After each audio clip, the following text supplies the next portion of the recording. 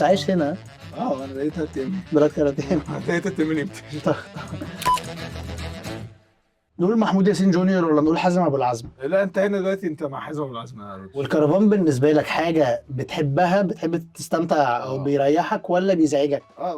فايب غريب. انت اولا فكره انك قاعد في اتوبيس اصلا دي فكره واحده غريبه. يعني انت فكره انت مش فاهمها. هو انت من بره اتوبيس، من جوه انت قاعد في اوضه. ايه اغرب تخبيطه او اكتر لما حد بيخبط على الكرفان بتحس ان التخبيطه دي كله طعم الاخراج بقى.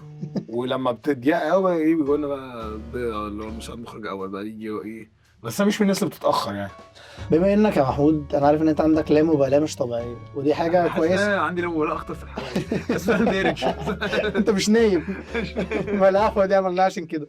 يعني واحنا من شويه بنتمشى رايحين وحازم بقى والعزم بيعمل المشهد بتاعه. هو ولا الناس كلها قاعده بتراجع وبتحفظ وبتجرب. انت مش معايا قاعدين نهزر. فانت بتحب تراجع قبل المشهد وانت قاعد في الكرفان تبقى ولا اللي ذاكر؟ بص انا عندي ثيري كده في موضوع المذاكره ده، ان انا ما بحبش اراجع اداء. لان هقول لك على حاجه، اصل انت دلوقتي ممكن انت اراجع انا مثلا ان انا الجمله دي هقولها بالطريقه دي، يجي ممثل اللي قدامي يقول جمله بطريقه مختلفه ما ينفعش يبقى ده رد فعلي عليها، فاهم؟ يقولها بطريقه مستفزه. مثلا من كام يوم كان عندي مشهد انا عايز ارد عليه بطريقه بارده شويه. الممثل اللي قدامي قال لي الجمله بطريقه استفزتني، ما عرفتش ارد بالبرود ده، فاهم؟ رحت ردت عليه بنيرف عالي. ليه؟ لان انا استفزيت بجد، الكاركتر بتاعي استفز. فعشان كده انا عندي ثيري دايما ان انت مذاكره الاداء ممكن يطلعوا فيك، يطلعوا مش صح، يطلعوا مش في مكانه.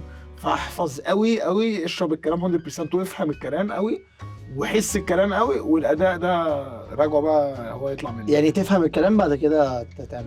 بس طبعا مع ياسمين عبد العزيز في اللي مالوش كبير الخديوي اللي هي شخصيه مختلفه مليون في الميه عن حازم ابو العزم. قول لي بقى الاكسبيرينس او التجربه مع ياسمين عبد العزيز من اول مره لتاني مره عامله ازاي؟ طبعا يعني الواحد بيبقى محظوظ لما بيشتغل مع نجوم في بداياته بالذات، لانه بيتعلم حاجات كتيره جدا. وبص يعني في ناس كده بتشتغل معاها وتبقى عارف انك كده ضامن النجاح اللي انت بتعمله، فانت طلع اللي عندك عشان كده هتتشاف والناس هتحكم عليك، فاهم؟ مين اكتر بقى حد في اللوكيشن بيعمل جو؟ زيتون مدير التصوير، من الناس اللي بتعمل فايب حلوه في اللوكيشن، يعني لذيذ زيتون. بتعمل دلوقتي حازم ابو العزم في وتقابل حبيب وعملت الخديوي، هشغل لك موسيقى تصويريه هتعمل مونولوج للخديوي. حلو. عايزني ارتجل يعني؟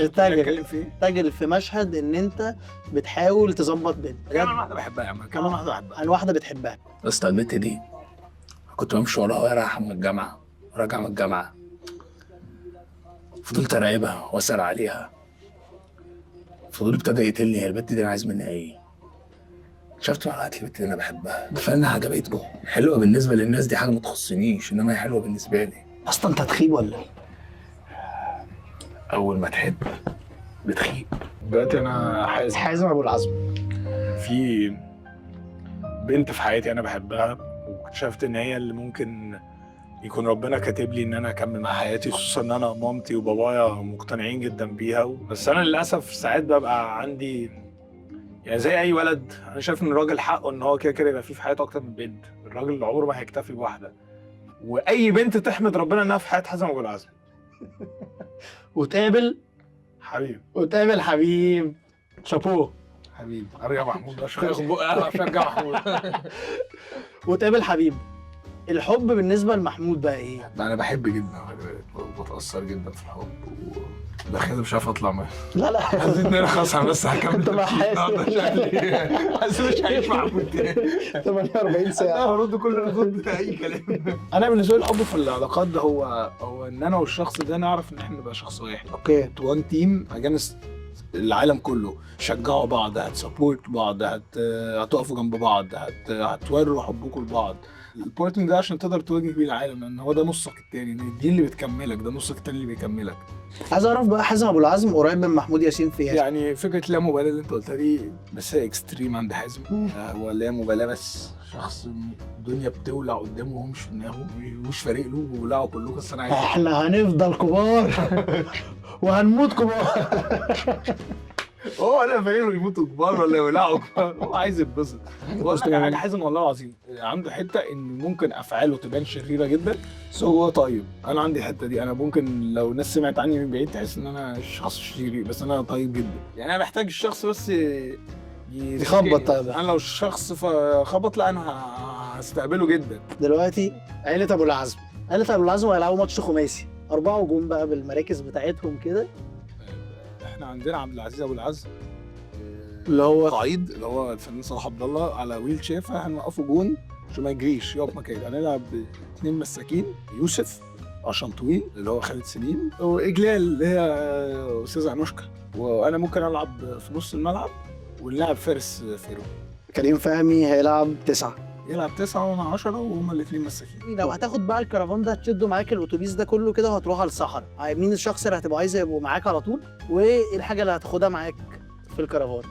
ممكن اخد كريم فهمي طبعا، ممكن اخد بسنت ابو باشا، يعني دول اقرب 2 ليا في المسلسل.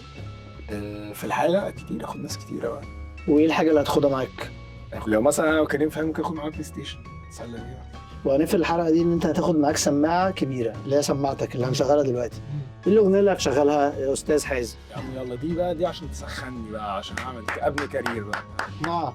السر اللي يخليك وتفضل مستمر، في حد يجدد ويغير وفي حد محل سر.